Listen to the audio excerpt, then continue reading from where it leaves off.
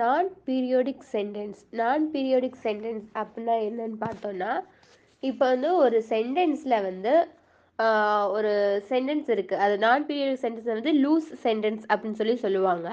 Is type of sentence in which the main idea is elaborated by the successive addition. அதாவது ஒரு main point இருக்கும். Main பாயிண்ட்லேயே நமக்கு என்ன சொல்ல வராங்கன்றது புரிஞ்சிடும்.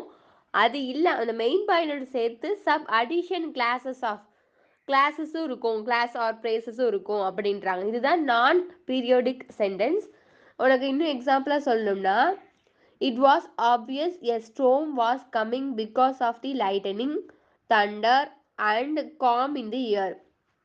அதாவது ஸ்டோம் வந்து வரப்போகுது அப்படின்னா லைட்டனிங் தண்டர் அண்ட் காம் எல்லாமே இயரில் வந்து இருக்கும் அப்படிங்கிறாங்க. இது வந்து சிம்பிளாக வந்து மெயின் கிளாஸ் வச்சு மட்டும் சொல்லலாம்ல. மெயின் கிளாஸோட சபார்டினேட் கிளாஸ் சேர்ந்து வர்றது தான் வந்து நான் பீரியோடிக் சென்டென்ஸ் அப்படின்னு சொல்கிறாங்க. இது உனக்கு புரிஞ்சுதா இல்லை நான் இன்னும் கொஞ்சம் டீட்டெயிலாக இது பண்ணவா அப்படின்னு பார்த்தோம்னா, ஃபார் எக்ஸாம்பிள் ஒரு நிமிஷம்.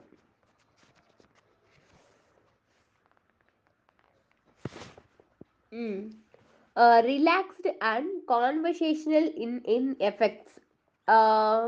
அதாவது வந்து loosely joined sentence would have been scientifically complete if a period had been interested one or more place before actual close.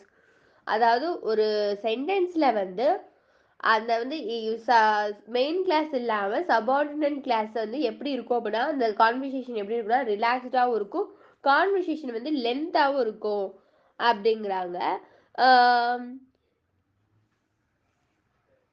இதுதான் வந்து நான் பீரியோடிக் அல்லது லூஸ் சென்டென்ஸ் அப்படிங்கிறாங்க.